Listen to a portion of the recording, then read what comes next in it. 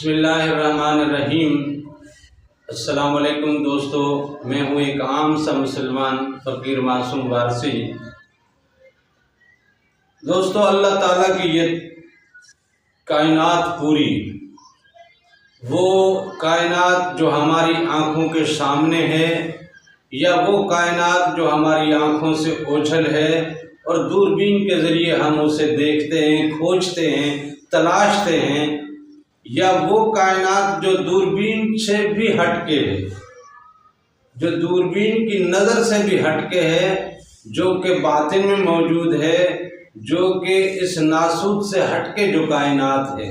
عالم ناسوت سے نکل کے ملکوت اور جبروت سے لے کے عالم احادیت اور عالم وحدت تک کی جو کائنات ہے اللہ تعالیٰ کی،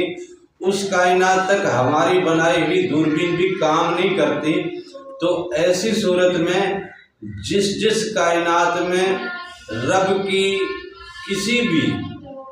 بھی تخلیق میں آپ جھانکیں گے تو وہ رازوں سے بھری ہوئی ہے، اور ان رازوں کی تلاش میں ہماری سائنس نے بڑی کوشش کی ہے، بڑا سفر کیا ہے، بڑا کچھ کھوجا ہے، زمین کی تہ میں جا کے بھی بہت کچھ کھوجا کہ اس میں کیسی کیسی گیسز ہیں، کیسی کیسی معدنیات ہیں، کیسے کیسے اس میں ایٹم ہیں، اور اس کا کیا کیا مادہ ہے، اور یہ مٹی کی کتنی اقسام ہیں، پہاڑوں کی کتنی اقسام ہیں، پتھروں میں کون کون سے مادے اور کون کون سے مالیکیولز موجود ہیں، اس طرح پانیوں میں کیا کیا ہے، پانی کی تہ میں کیا ہے، پاتال تک کیا ہے، پانی میں کیسی مخلوق رہتی ہے، اس کی غذائی ضرورتوں کا کیا کیا تدارک ہے، خشکی کی مخلوق کیسی کیسی ہے، اس کا کیا کیا تدارک ہے، اور اس طرح فضاؤں میں، وہ ہواؤں میں، وہ بادلوں کو کراس کر کے مختلف سیاروں اور ستاروں تک جا کے پہنچے، اور ان کے اندر چھپی ہوئی قدرت کی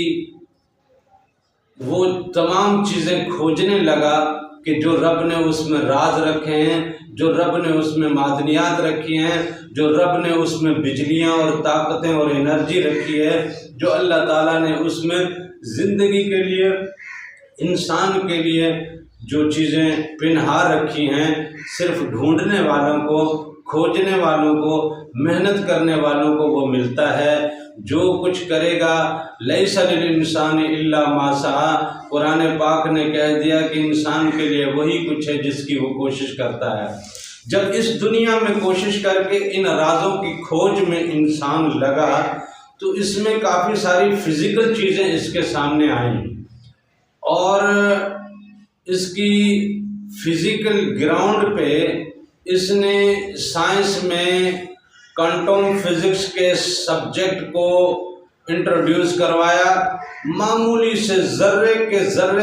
ذرے میں جا کے وہ جا کے دیکھا، اور پھر اس ذرے سے بنتے ہوئے بڑے بڑے پہاڑ اور بڑی بڑی چیزوں تک بھی وہ پہنچا، اور مزید پہنچنے کی کوشش میں لگا ہوا ہے۔ لیکن یہ تو ظاہری دنیا ہے، اس میں آپ کو کیمسٹری بھی ملے گی کہ کون کون سی چیزیں مل کے جناب کیا بنا سکتی ہیں، فزیکل لیول پہ بھی بہت کچھ آپ کے سامنے ہے، اس طرح بایولوجیکل لیول پہ بھی بہت کچھ آپ کے سامنے آیا،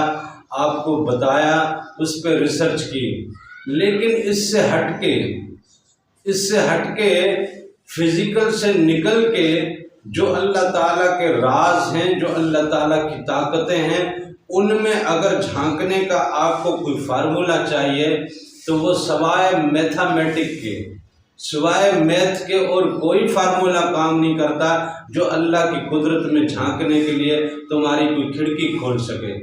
میتھ میں 1 سے لے کے 9 تک سب سے کم الفابیٹ، پوری دنیا کی تمام لینگویج میں سب سے چھوٹی الفابیٹ، اور اس پوری کائنات کا سب سے بڑا علم اس چھوٹی الفابیٹ میں اللہ تعالیٰ نے رکھا ہے۔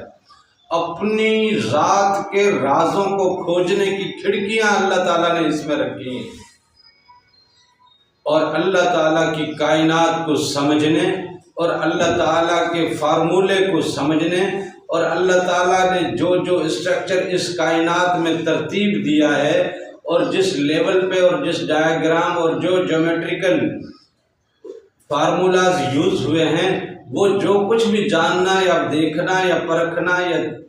معلوم کرنا ہے تو آپ کو میتھمیٹیکل وے میں جانا پڑتا ہے۔ میتھ ایک ایسا سبجیکٹ ہے، ایک ایسا یہ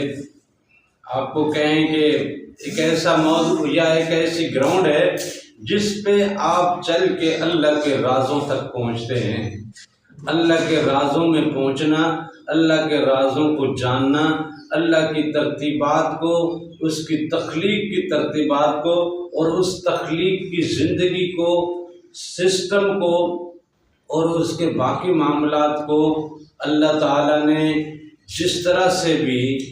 بنا کے ہمارے لیے رکھا ہے، وہ جاننے کا صرف اور صرف اگر کوئی ذریعہ ہے تو صرف میتھ ہے، میتھ کے علاوہ اور کوئی نہیں ہے۔ اس میتھ کو سمجھنے کے لیے فیثاغورس نے آغاز کیا تھا علم الاعداد کا۔ اس اعداد کے علم سے پھر بہت سارے لوگوں نے آگے اس کا اور مزید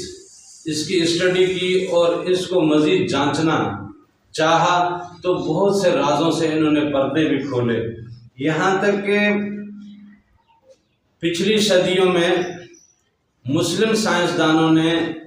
میتھ کی ریالٹی کو سائنس میں انٹروڈیوس کروایا، اور جب میتھ کی ریئل فزیبلٹی سائنس میں انٹر ہوئی تو سائنس نے حقیقی طور پر ترقی تب کی جب میتھ اس میں آئی، کیونکہ یہ آپ کو میئرمنٹ سکھاتی ہے، یہ آپ کو تمام چیزوں کی ناپ تول کا فارمولہ بتاتی ہے۔ جب تک اس ناپ تول میں آپ نہیں آئیں گے، کسی چیز کے بیلنس میں نہیں آئیں گے، وہ کسی چیز کی تخلیق نہیں کر پائیں گے، اور اگر وہی بیلنس جب بگڑتا ہے تو وہ تخلیق درہم برہم اور تتر بتر ہو جاتی ہے۔ لہذا علم الاعداد ایک ایسا علم ہے جس کے ذریعے انسان اپنی ذات کو،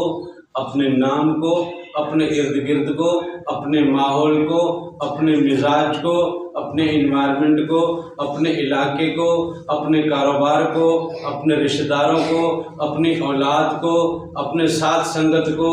اور اللہ تعالیٰ کی پوری کائنات کو سمجھ کے اس میں اپنے آپ کو ایڈجسٹ کرنے کا کوئی نہ کوئی وے ڈھونڈ سکتا ہے، نکال سکتا ہے۔ اس دنیا کی کامیابی اور اس دنیا کی کامیابی کو ڈھونڈنے کے لیے اور اس کی میئرمنٹ اور اس کے باقی تمام ترازو ناپ تول کے اس کو ناپنے اور پرکھنے کے لیے آپ کو میتھمیٹکلی اس کی اسٹڈی کرنی پڑے گی اور علم الاعداد کا علم سیکھنا پڑے گا، اور اس کے سیکھے بغیر آپ کی دنیا کی تمام تعلیمات جو ہے وہ رائیگاں رہ جاتی ہیں۔